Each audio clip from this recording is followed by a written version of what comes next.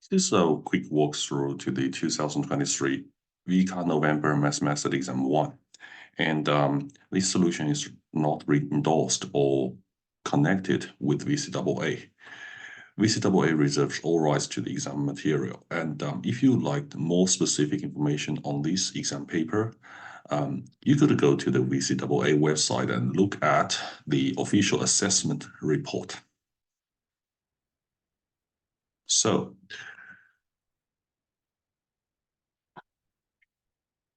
the first question for Mathematics Exam 1 is usually a differentiation question. And if you have y equals to x squared minus x divided by e to the power of x, now you want to find and simplify dy dx, the derivative function.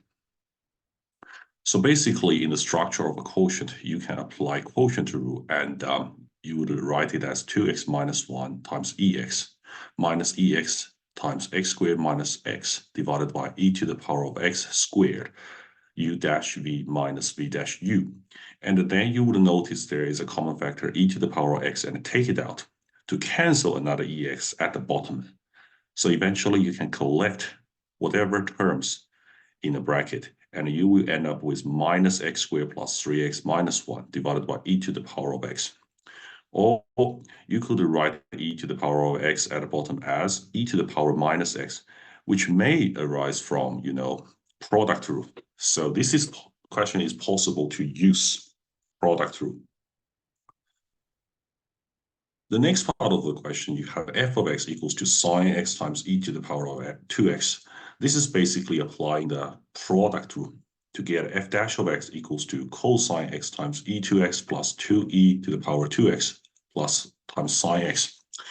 And don't forget, you need to evaluate the gradient. Basically, you are subbing in x equals to pi over 4, and you would get a cosine pi over 4 times e to the power of pi over 2, because you multiply the value by 2, plus 2e to the power of pi over 2 times sine pi over 4.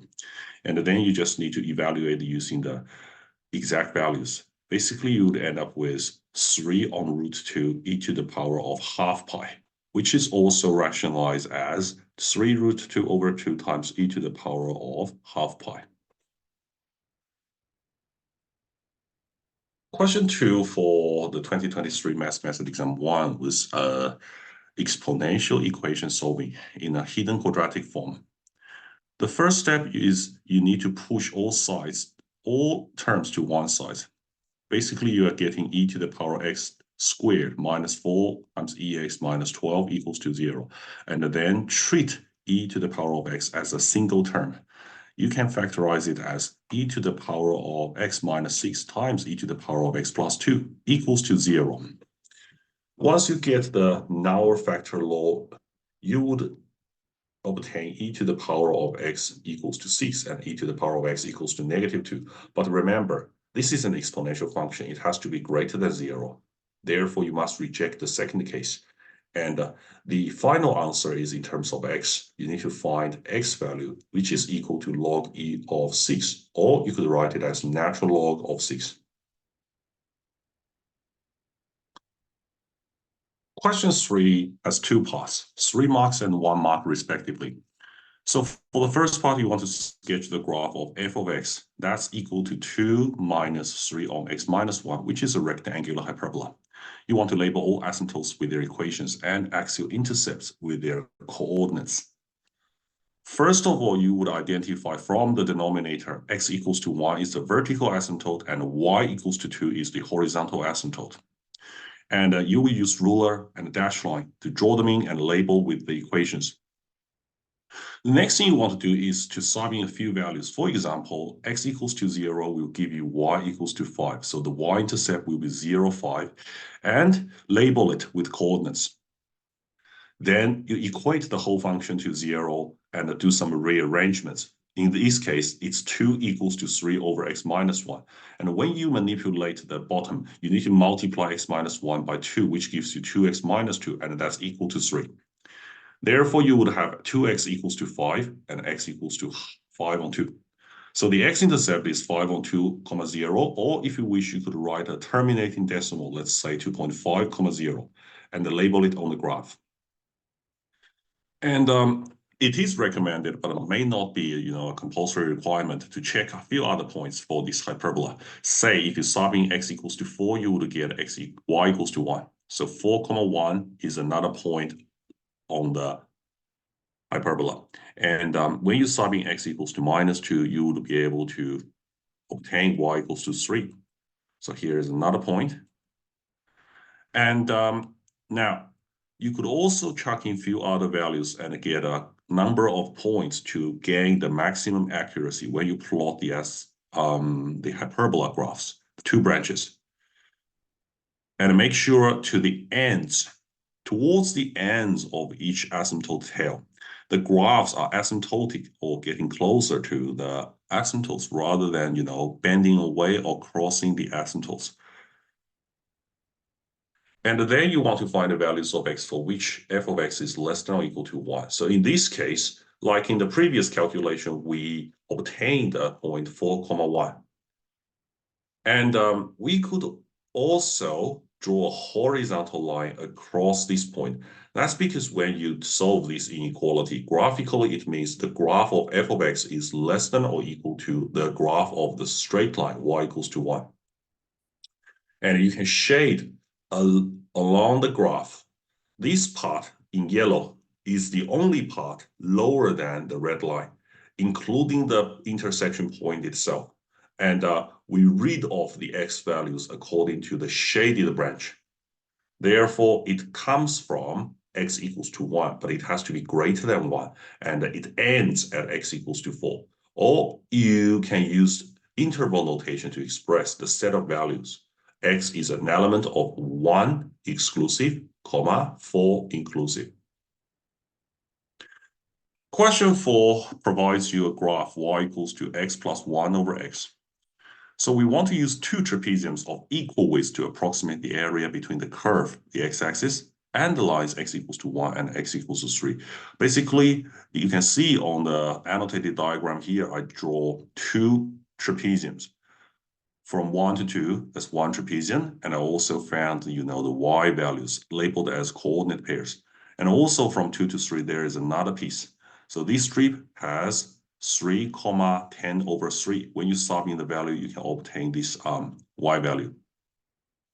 Well, this is a formulatic approach according to the trapezium formula of VCAA formula sheet. You could write it as b minus a divided by 2n times one initial y value and one end y value, and double the y values in the middle. In this case, we only have one value in the middle. That is 2 lots of f of 2 because we counted the sides twice to combine the two trapezium areas. So when you get the formula sorted, remember b is the end point y value on the right. A is the start point x value. And the n is the number of strips you have. By calculating according to this formula, you will be able to obtain half times 7 plus 10 over 3, which is 31 over 6 in the most simplified form. Question 5 started with integral. We want to evaluate 0 to pi over 3 sine x dx. The first thing you want to do is recognizing the antiderivative of sine x is minus cos x evaluated between 0 and pi over 3. Then you must substitute the values and put an appropriate bracket around the second term because you want to avoid the sign errors. Then it evaluates to minus half. Minus becomes a plus. Cosine 0 is 1. And therefore, your answer is simply a half. Hence, or otherwise, find all values of k such that 0 to pi on 3 sine x dx equals to k to half pi cosine x dx, where k goes from minus 3 pi to 2 pi. Actually, you calculated the left-hand side already in part A. So what I want to do is I will evaluate the right-hand side, which is the antiderivative of cosine x. Sine x evaluated between k and half pi. And then you would calculate this to be sine half pi minus sine k. And it's 1 minus sine k. And this is equated to the left-hand side, which is half. So we will get sine k equals to half, and we want to solve this equation for the value k, and it goes from minus 3 pi to 2 pi. Basically, you would be expecting two and a half cycles, let's say, for solutions. So I would list the 4 solutions according to the symmetry. Pi over 6 is your base angle. Pi minus pi over 6 is the angle in the second quadrant, because we are dealing with sine. And then, because if we add 2 pi to each of the first 2 angles, it will exceed the 2 pi. Then we just need to subtract 2 pi from the first 2 angles to obtain the 2 other solutions in the other direction, which makes it to be pi over 6 minus 2 pi and pi minus pi over 6 minus 2 pi. Eventually, you'll be able to obtain, let's say, pi on 6, 5 pi on 6, minus 11 pi on 6, and let's say minus 7 pi on 6. Okay, question 6 is a probability question related to discrete random variable and sample proportion, p hat. P hat is a random variable that represents the sample proportion of households in a given suburb that have solar panels installed. For a sample of randomly selected household in a given suburb, an approximate 95% confidence interval for the proportion of all households having solar panels installed was determined to be 0.04 to 0.16. So the value of p hat that was used to obtain this confidence interval is the middle of these 2 values.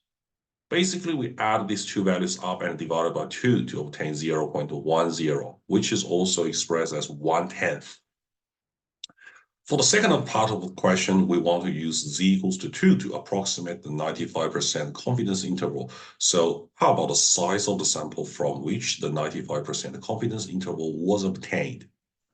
Well, we need to use the idea of margin of error, which is like p hat minus that bit. That bit is your margin of error, or half of the distance, half of the width of the confidence interval. And it's 0.16 minus 0.1, which will give you 0.06.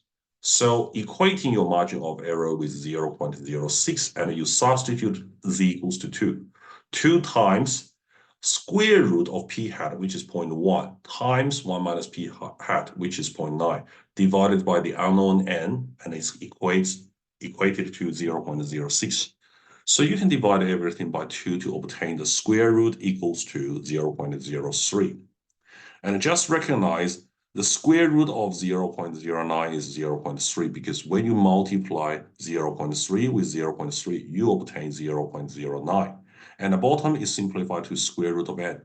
This simplified expression is equal to 0.03, and therefore, when you rearrange it, you get a square root of n equals to 10, and thus your n value, or the sample size, is 100. And a larger sample of household is selected with a sample size 4 times the original sample, which means 400. The sample proportion of households having solar panels installed is found to be the same. So we still use the same p hat, which is 0.1. And we want to say by what factor will the increased sample size affect the width of the confidence interval. Basically, we could do some analysis around the margin of error, say 2 times square root of 0.1 times 0.9 divided by 400. And simplifying this, you would get a 2 times 0.3 over 20. And this is basically 0.3 over 10, and this can be written as 0.03 or half of 0.06. Therefore, the factor we are looking for is half, okay? So we need to explicitly answer the question like half the width of the confidence interval based on the increased sample by a factor of 4. Question 7. Consider the function f from -infinity to 1 and f of x equals to x squared minus 2x. Part of the graph of f of x is shown below. So this is the left half of the parabola. And this looks like the turning point, 1, minus 1. So the range of f is basically from -1 to infinity. Sketch the graph of the inverse function on the same set of axes, marking any axial intercept and endpoints with their coordinate. So first of all, you need to recognize the symmetry points. Like this point is -1, 3. Once you find the inverse, it will be 3 minus 1. And also, the new graph, the inverse graph, will also share the x-intercept, say 0, 0, origin. Don't forget to label the relevant coordinates, and it is helpful to label -1, 3 first, then you recognize 3 minus 1 is the reflected point about y equals to x. And also don't forget to label 0, 0, okay? Even if we have a label O here. And finally, don't forget about the starting point 1 minus 1, which is reflected to be -1, 1. And join the points up and make sure your graph looks smooth in a single stroke, symmetrical about y equals to x with respect to the original graph. And definitely you want to label -1, 1 in coordinate form.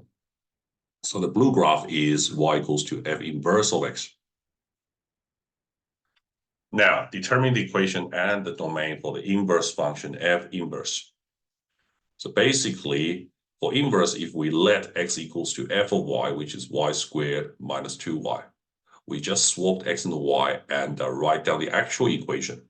Now, the purpose is to get the new y, but then we will need to use f inverse to replace this y. And if we want to isolate this y, we must complete the square for the right-hand side. Otherwise, we won't be able to isolate the y term. So we added 1 to each side and write it as x plus 1 equals to y minus 1 squared. And that allows us to take the square root both sides and then isolating y. So plus or minus square root x plus 1 equals to y minus 1. And rearranging, we just retain the negative value. Because if you look at the graph here, it's the negative branch of the square root function. Therefore, we will need to retain negative square root x plus 1 plus 1. And also the domain of f inverse is range of f, which is -1 to infinity, which you can see it aligns with the implied domain of this square root function. And finally, we would like to write the inverse function in, mapping notation. This red part specifies the domain of the function, and the function's name is not y. It has to be f -1. To the codomain or real number, that's like a convention. And most importantly, your rule of the function must be f -1 of x. That's equal to whatever we found here.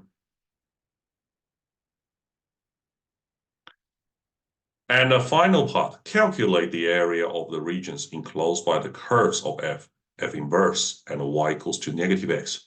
So drawing a quick diagram would allow us to see, okay, here we've got the blue curve as the inverse, the black curve as the original, and the red curve is y equals to -x, going through -1, 1, 0, 0, and 1 minus 1. So you can see there are two identical parts. That's why the question was saying regions. Instead of writing the calculation as two separate integrals, we would just need to find, one part using integral expressions and then double it up once we calculated the value.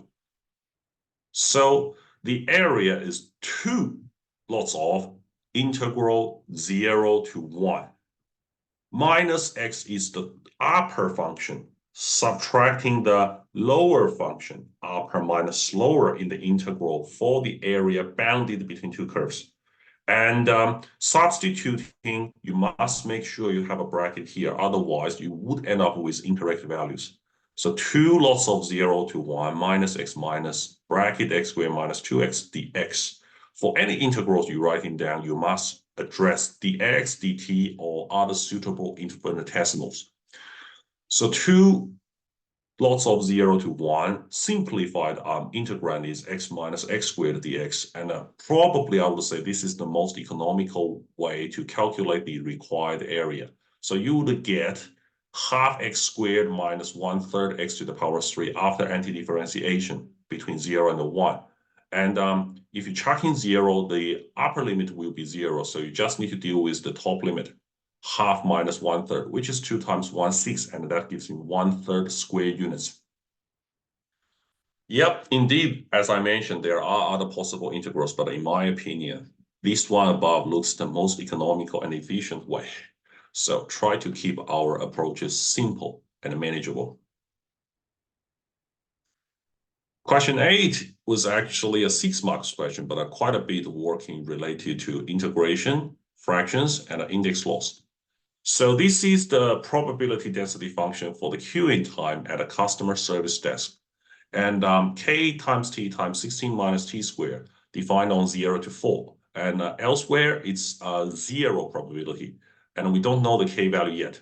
So the first part exactly wants you to show k equals to 1 on 64. Well, whenever we see a probability density function, we must recognize the integral over effective domain, or the area under this curve, must be 1. So we set it out like k times 0 to 4, 16t minus t to the power 3 dt equals to 1. And actually, I multiply the t into the bracket, so the calculation will be easier.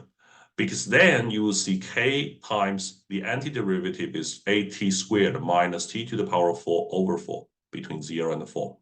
So recognizing 4 squared is 16, 16 squared, which is 4 to the power 4, is 256 divided by 4. And you just calculate. Remember, carrying from the previous slide, you should always have equals to 1, equals to 1, equals to 1 for each subsequent step. So the logic chain is complete, and you would get a 64k equals to 1 by suitable calculations here, and to show k equals to 1 on 64. Another advice I would say, do not assume k equals to 1 over 64, put it back and evaluate to get 1, okay? That's not like a verifying, okay? You need to show from the given condition and interpreting the probability density function, area equals to 1. And for the subsequent part of the question, because we just completed the first part, you may assume k equals to 1 on 64 to be used for the rest of the questions. Like in the second part, you want to find E of t, which is the mean value or expected value. So the mean value et is 0 to 4 t times f of t dt, and k equals to 1 over 64. Therefore, set the integral out is 1 on 64 t times 16t minus t to the power 3, which is 16t squared minus t to the power of 4. Remember, for the previous part, we use 16t minus t to the power 3. Now you need to multiply an extra t here for the mean value, okay? And then you would calculate the antiderivative as 1 over 64 times 16t cubed over 3, the antiderivative of the first term. And t to the power of 4 term will give you minus t to the power of 5 over 5, evaluated between 0 and 4. So now you are substituting the values. Remember, you notice there is a 64 and multiples of 4. Summing in 4, you would get a 16 over 3 times 64 minus 1 on 5. Well, we have 5 4s multiplied together. You can also write it as 4 to the power of 3 times 4 to the power of 2, which is more manageable. Because then you can just take out the 64 or 4 to the power of 3 to cancel the 1 on 64 at the start. So you would get 16 over 3 minus 16 over 5. And it's eventually 16 times 1/3 minus 1/5, which is more manageable. And this will be 32 over 15, okay? And finally, what is the probability that a person has to queue for more than 2 minutes, given that they have already queued for 1 minute? Well, an important understanding here is to set it out like a conditional probability statement. And remember, if we use t equals to 1, that is just one line of area, which is negligible. In a continuous random variable question, you actually look for sections or continuums of values and calculate the area between these regions. So more than 2 minutes means t greater than 2. And already queued for 1 minute means the time is greater than 1. So you can then express the top as 2 to 4, the probability of t between 2 to 4. And the bottom is the denominator, which is the probability of a capital T between 1 to 4. And express them as two integrals. Now, we calculate the numerator and the denominator separately. So the top is just 2 to 4 f over t dt. You are using k value as 1 over 64 times at squared minus a quarter t to the power 4 between 2 and 4. Don't forget, you don't need to duplicate the integrating process because it's the same antiderivative. It's just a different, limits, different two limits. So once you've completed the calculation, the numerator can be simplified to 9 over 16. The denominator, well, it needs quite a bit of working, but be careful with the fraction work. You would be able to get 225 divided by 256. Eventually, chuck the two parts in, you would get 9 over 16 times 256 over 225. So you can simplify this as, for example, 9 times 16 divided by 9 times 25, which gives you 16 over 25. And finally, question 9 is worth 6 marks. You have been given the shapes of two working tracks here. Track 1 is described by the function fx equals to a minus x times x minus 2 squared. This is actually a cubic, so this is track 1. And track 2 is actually defined by the function g of x, which is a quadratic in dashed curve. The unit of length is kilometers. So the question says, part A, given that f naught equals to 12 and g1 equals to 9, verify that a equals to 12 and b equals to -3. To be honest, this word verify, typically it only appears in specialist math course. In math, this is the first time I see verify. But it's nothing different from using the given condition, chuck in and find the values a and b. So firstly, f naught equals to 12 means 12 equals to a minus naught times naught minus 2 squared. So therefore, this term will be 0 and a equals to 12. But you also need to verify the value b. So I'm going to use g1 equals to 9. That is 9 equals to 12 plus b. So b is 9 minus 12, which is -3. And both of them are verified. So you need to show two lots of calculations, getting two correct values as indicated for the 1 mark. Second part of the question is an interesting verify, another interesting verify question. Verify that f of x and gx both have a turning point at p.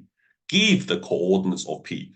Well, if we want to show they both have a turning point at p, we may use the a and b values before. If we carefully look at the structure of the function f of x, it's minus x times x minus 2 squared. This looks like a repeated factor, but it has an extra translation number 12. So I recognize this as a translation of the graph of y equals to minus x times x minus 2 squared by 12 units upwards. So for this graph, without the translation 12, the repeated factor indicates a turning point at 2, 0. Therefore, when you translate the graph by 12 units upwards, then this turning point will also be translated to 2, 12. So this is actually, the coordinate of p, which is quite recognizable.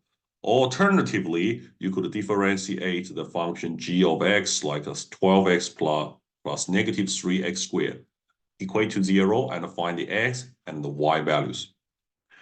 But if we just look at f of x itself, it doesn't satisfy, g of x, okay? So you also need to show some work for g of x, okay? That's why I mentioned, if you read the question carefully, you want f and g both have a turning point, or fg has a common turning point. So you need to show this point also works for g of x as the same point, same stationary point. Therefore, I differentiated g dash of x and getting 12 minus 6x equals to 0, which also gives me x equals to 2. And do a substitution, you would see, okay, g of 2 is 24 minus 12 equals to 12, which confirms the location of 2, 12. And make a conclusion, both routes will have a common turning point at p2, 12. And now, to satisfy both functions, we basically want to show at the same point the x value will give me the same zero gradient. So there is a variation. Let's say you may choose to differentiate f of x if you didn't recognize the repeated factor. So you need to expand this correctly to get a minus x to the power 3 plus 4x squared minus 4x plus 12. And differentiate, you get a f dash of x equals to negative 3x squared plus 8x minus 4. And this is factorizable into 2 minus x times 3x minus 2, and equals to 0. Notice that for the first one, x equals to 2, this is what we want for the common turning point. For the other turning point, it's not the common turning point x value. Therefore, we discard the second x value. And we just need to show a substitution like f2 equals to 12 minus 2 times 2 minus 2 squared, which is also 12. So this is in place of the translation recognition, okay? Finally, a theme park is planned whose boundaries will form the triangle OAB, where O is the origin. A is at k, 0, and B is at k, gk, as shown below. And k goes from 0 to 4. So we want to find the maximum possible area of the theme park in kilometers squared. The first thing I would say, okay, I will label the base as k, which is the x coordinate, and the height is the y coordinate, which is g of k. Be mindful, in any formal assessment, you need to make sure your letters are consistent and correct. In this case, I wouldn't recommend using x. I must use k to make sure it aligns with the requirement and the context of the question. Anyway, once we identify the base height, the area is just half times base times height, which is half k times 12k minus 3k squared. And expanding it, you get a nicer cubic, which is 6k squared minus 3 on 2k cubed. And to find the maximum area, this is because this is a cubic. We're trying to find some sort of a maximum turning point between 0 and 4. So a dash k equals to 12k minus 9 on 2k squared equals to 0 for your maximum area. And you just need to take out the half k as a common factor, which is half k times 24 minus 9k equals to 0. We definitely exclude k equals to 0 because it's not included in the domain. So k is actually 24 over 9 or 8 on 3. So this is the k value to give me the maximum area. It's not the maximum area itself. And we need to do the last bit. The maximum area is chalked into the function we formed here, 6k squared minus 3 on 2k cubed. And you would be able to obtain, let's say, half times 8 on 3. Well, actually, I chalked into this factorized form. And it's subtracting 3 times 64 over 9. So simplifying, you will be able to get 4 on 3 as a combined coefficient before the bracket. The bracket has 32 minus 64 over 3 because you cancel the 3 and the 9 here. And you need to combine these two fractions. Say you write it as 96 minus 64 over 3 because you multiply the 3 and divide by 3 for the 32. Finally, you will get a 4 on 3 times 32 on 3. And this maximum area is a nice fraction, 128 divided by 9 in square kilometers. Okay, so that's the end of this quick brief video, and good luck with your exam revision for your later stages, especially towards the end of the year in November. And thanks for watching, and I'll see you next time. Bye.